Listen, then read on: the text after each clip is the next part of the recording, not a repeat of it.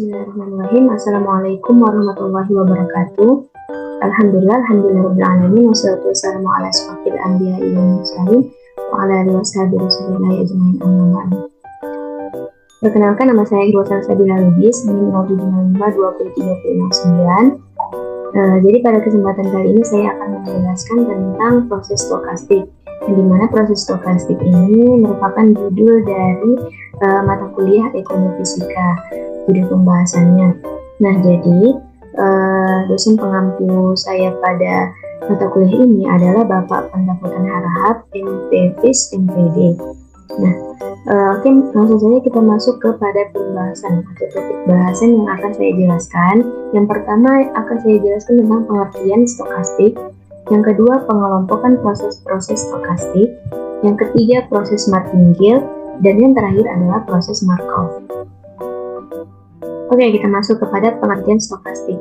Nah, jadi stokastik merupakan proses berulang-ulang yang terdiri dari beberapa variabel dengan peluang berbeda. Nah, fungsinya dari proses stokastik ini adalah digunakan untuk memodelkan evolusi suatu sistem yang mengandung suatu ketidakpastian atau sistem yang dijalankan pada suatu lingkungan yang tak dapat diduga. Nah, di mana model deterministik tidak lagi cocok yang dipakai untuk menelistik atau menganalisis sistem. Nah, jadi proses stokastik sering disebut dengan proses random atau random process. Proses ini membuat suatu ketidakpastian. Nah, langsung saja kita masuk ke pengelompokan proses-proses stokastik. Jadi pengelompokan proses-proses stokastik ini dapat dikelompokkan berdasarkan yang pertama ada jenis ruang parameternya, yang kedua ruang keadaannya, dan yang ketiga adalah kaitan antara peubah-peubah acak yang membentuk proses stokastik. Nah, jadi berdasarkan jenis ruang parameternya dan ruang keadaannya, proses stokastik dapat dibedakan menjadi 4. Yang pertama, proses stokastik dengan ruang parameter tercacah. Yang kedua, proses stokastik dengan ruang parameter malar dan ruang keadaan tercacah. Dan yang ketiga adalah proses stokastik dengan ruang parameter tercacah dan ruang keadaan malar. Dan yang terakhir adalah proses stokastik dengan ruang parameter malar dan ruang keadaan malar. Nah, oke, kita masuk kepada pembahasan tentang proses martingale. Nah, jadi proses martingale itu secara bahasa berarti sebuah desain siasat untuk mendapatkan uang secara pasti atau kemenangan.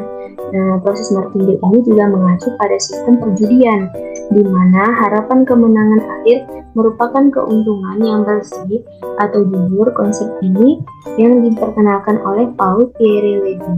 Nah, jadi dapat kita simpulkan bahwasanya proses martingale itu menambahkan taruhan atau biaya untuk menuju kemenangan dan menutupi kerugian atau kekalahan. Artinya adalah kita menomboi dengan biaya-biaya lebih untuk menutupi kekalahan-kekalahan kita yang lama.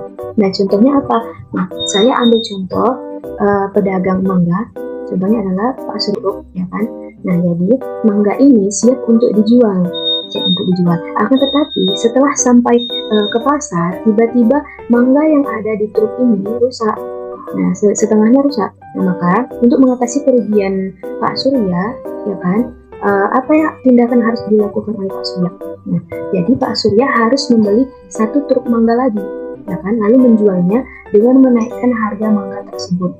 Itulah yang disebut dengan proses martingale. Nah, yang kedua ada proses Markov. Nah, jadi Markov ini merupakan suatu proses stokastik yang menyatakan bahwa peluang keadaan dari proses pada waktu mendatang tidak dipengaruhi oleh keadaan pada waktu-waktu yang lampau. Nah, artinya merubah metode lain untuk menutupi yang lalu. Nah, singkatnya, proses Markov ini adalah proses di mana masa depan tidak tergantung pada keadaan sekarang. Nah, saya ambil contoh adalah proses Markov ini digunakan untuk memprediksi driver ojek online yang beroperasi dan tidak beroperasi. Markov digunakan untuk mengetahui berapa jumlah anggota driver ojek online yang beroperasi setiap harinya, yang tujuannya untuk mendapatkan pelayanan dari ojek online tersebut pada waktu jam sibuk. Nah, sekian penjelasan dari saya. Lebih dan kurang saya mohon maaf. Wabillahi taufiq wal hidayah. Wassalamualaikum warahmatullahi wabarakatuh.